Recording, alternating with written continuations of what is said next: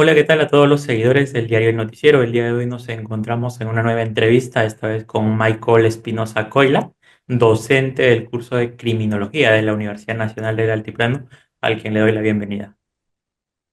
Bien, buenos días. Bueno, para empezar a hablar de este tema tan extenso y preocupante para la realidad nacional, que es la extorsión y la inseguridad ciudadana, ¿no? ¿Cómo evalúa la crisis de la extorsión y la seguridad ciudadana, valga la redundancia, que vive actualmente nuestro país en la actualidad desde la perspectiva de la criminología? Bien, lo que observo es un incremento en el número de denuncias, sobre todo desde el año 2022 para adelante, porque se mantiene, ¿no? Creo que lo que estaba viendo yo en las estadísticas del Observatorio Nacional del Ministerio del Interior es digamos, un incremento leve entre el 2015, 2016 hasta el 2019, ¿no? Luego un descenso entre el 2020 y 2021. Yo entiendo que debe ser por las restricciones que teníamos durante esos años, por la pandemia. Y entre el 2022 a la actualidad hay un incremento, me parece, considerable de las denuncias. Entre el 2020, por ejemplo, hasta el 2022 se duplicó, me parece, la cantidad de denuncias. Y en la actualidad hemos triplicado, pero en comparación con 2020. Y lo que también observo es que ha cambiado el escenario, ¿no? Si en el 2015 y 2016 teníamos como sujetos pasivos, por ejemplo, en la extorsión, digamos, a empresas en el área de construcción. En la actualidad ya estamos hablando de colegios, universidades, estos centros comerciales. La minería se mantiene. La minería creo que es algún rubro, un área que siempre estaba en la mira de los extorsionadores. Y creo que eso se debe a que la delincuencia ha encontrado quizás como personas o personas jurídicas de mayor número de ingresos económicos a estas empresas en estas áreas, ¿no? Y ha dejado la construcción, que en ese tiempo era de mayor esto, ¿no? Objeto de agresiones por parte de los extorsionadores. Y por otro lado, creo que esto obedece a que la, ¿cómo diríamos? El contexto en el que nos encontramos, sobre todo en la parte económica, hace que el delincuente sea más selectivo, ¿no? Al final termine buscando víctimas que tengan mayores ingresos económicos. A diferencia, quizá la construcción se ha ido debilitando en este tiempo, ¿no? En la pandemia la construcción era, creo que se mantuvo, tenía esto aún actividades, quizá con los años ha ido descendiendo, ¿no? Entonces esto también hay la delincuencia, me parece que es selectiva, va buscando ahí potenciales víctimas que les sean rentables, ¿no? Ah, y además sumado a que los medios de comunicación se han concentrado bastante en esto y han evidenciado un problema que hemos tenido en todas estas décadas, ¿no? O sea, no es algo que la extorsión sea algo nuevo, ¿no? Sino es algo que se ha mantenido desde el nacimiento de nuestro Código Penal, solo que no era tan público, ¿no? No era tan evidente, porque antes no era posible poder encontrar imágenes de cámaras, ¿no? Grabando cómo actuaban, y la tecnificación de la delincuencia, ¿no? Ella tiene más medios para poder actuar, a diferencia de los años pasados, ¿no? Ese sería mi punto de vista. Si bien se tienen en cuenta varios grupos criminales, quizás el más reconocido sea el Tren de Aragua, ¿cómo se adaptan a las condiciones cambiantes del país estos grupos y sus respectivas estructuras? Las estructuras. Yo creo que no son, diríamos, tan estables, ¿no? Porque sufren constantes, diríamos, persecuciones por los gobiernos, eh, y tienen, digamos, una tendencia a estar reorganizándose cada nada, ¿ya? Porque no es, digamos, un ente organizado en sí, ¿no? Eh, tiene dificultades para llegar a establecer, digamos, una organización estructurada. O sea, en sí no es una empresa, tampoco es algo orgánico. Sin embargo, cuando, digamos, la criminalística interviene, no digamos la criminología, sino el arte de investigación de parte de la policía, empieza a atribuirle estos roles, nexos, conexiones, actividades y construye, diría yo, artificialmente una estructura sobre la cual estaría operando la organización. Si esto fuese así, yo considero que no tendría dificultades en su actuación, pero lo que yo veo es con la actual coyuntura en el gobierno de Donald Trump, como está El Salvador u otros países, están tratando de desarticular todo, ¿no? Salvo algunas excepciones, porque por ahí se dice, por ejemplo, que el gobierno de El Salvador tiene, diríamos, un acuerdo o algún convenio con cierto grupo que hace que sean invulnerables, ¿no? Y que se esté combatiendo solamente a la competencia de ese grupo. Bueno, es lo que dicen, ¿no? Eso no es solo una hipótesis, pero yo creo que lo que se está haciendo es tratar de conseguir que ellos simplemente se estén reorganizando, reestructurándose, porque no pueden mantener la estabilidad que actualmente, como le está sucediendo con los gobernantes de ahora que están tratando de detener a sus integrantes, incluso sospechosos que ni siquiera se sabe si realmente son integrantes del Tren de Aragua, como ha sucedido con el gobierno de Donald Trump, enviando a supuestas personas que solo tenían el atuendo de un integrante y los tatuajes, ¿no? Y la informalidad, ¿cómo, cómo la informalidad ha afectado a la expansión de la extorsión en el Perú? A la informalidad. Bueno, yo creo que es digamos, un eje o un factor transversal, ¿no? Que no es algo exclusivo solamente de la criminalidad, ha abarcado diversas áreas de nuestra sociedad peruana. Y es algo, me parece inevitable, porque eso viene desde, diríamos, ah, desde los inicios de la República, o incluso, hasta me atrevería a decir, desde el gobierno del virreinato del virrey Toledo, ¿no? Siempre hemos tenido el problema de que ha existido digamos, ese comportamiento de eludir controles, impuestos, fiscalización. Es algo que nos ha acompañado a lo largo de toda la historia de nuestro país. Y cuando el gobierno no se preocupa en apoyar, por ejemplo, al microempresario, a la pequeña empresa, a la media empresa, solo fomenta más de ello, ¿no? ¿Por qué? Porque se establecen barreras burocráticas. Estas barreras burocráticas disuaden, ¿no? Disuaden a que cualquier persona se anime a ingresar al camino de la formalización, a registrar, por ejemplo, la minería, ¿no? El, bueno fuera que los gobiernos regionales acompañen, les asesoren, les ayuden a formalizarse. Pero cuando les dicen, usted tiene que presentar esos documentos, tiene que pagar estas tasas, tiene que hacer todo lo cual cosa, lo piensan y dicen, no, mejor sigo informal, ¿no? Y el pequeño empresario, de igual modo, el solo ir a una municipalidad y pretender solicitar una licencia de funcionamiento, le implica conseguir, ¿no? Estos servicios de otras empresas para implementar el negocio, seguridad, ¿no? Planos, buscar extintores, sistemas, ¿no? De vigilancia, mejorar sus condiciones y no le es rentable, ¿no? Entonces, eso yo creo que a final de cuentas contribuye a que vivamos en una cultura de informalidad, ¿no? Entonces, eso nos ha acompañado, como les digo, en todo este tiempo de la vigencia de nuestra república, ¿no? Y incluso en sus antecedentes como república.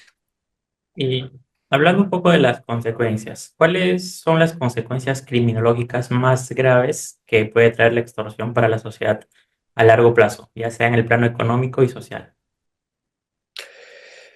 Creo que contribuye a debilitar el Estado de Derecho.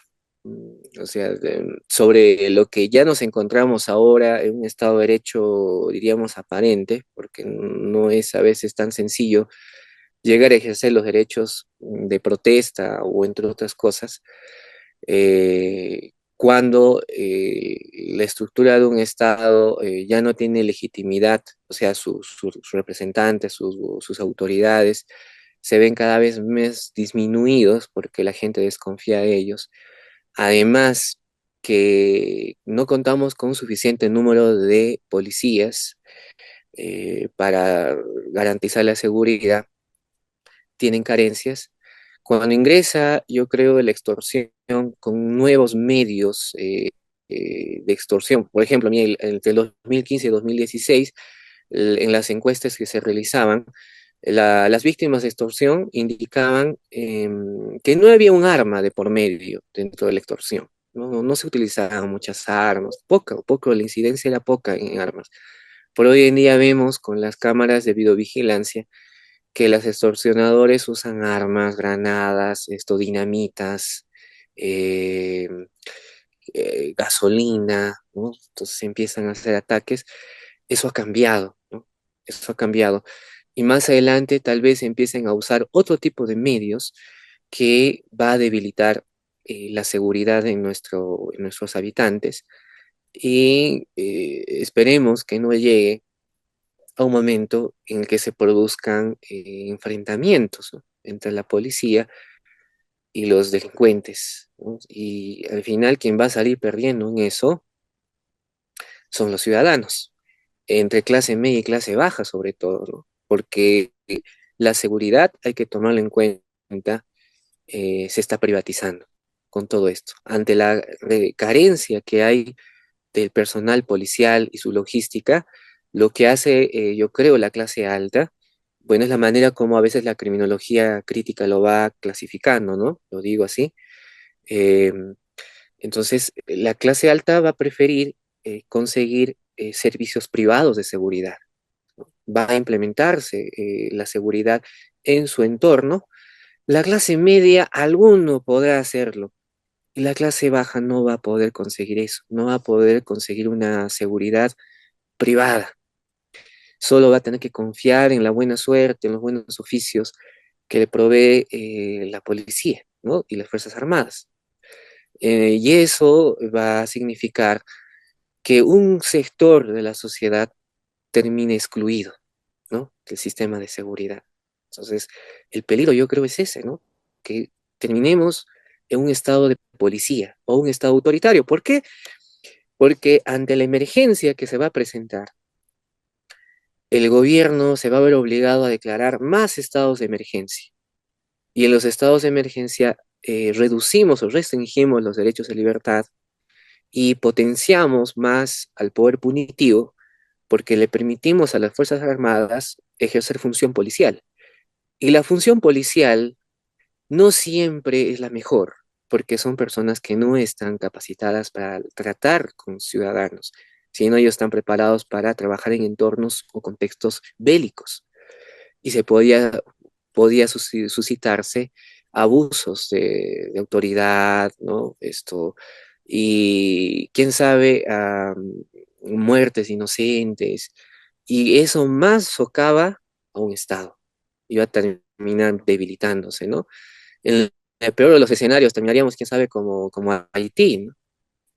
Un país ingobernable, lleno de conflictos, hostil, ¿no? Donde ya no se puede hacer ni turismo.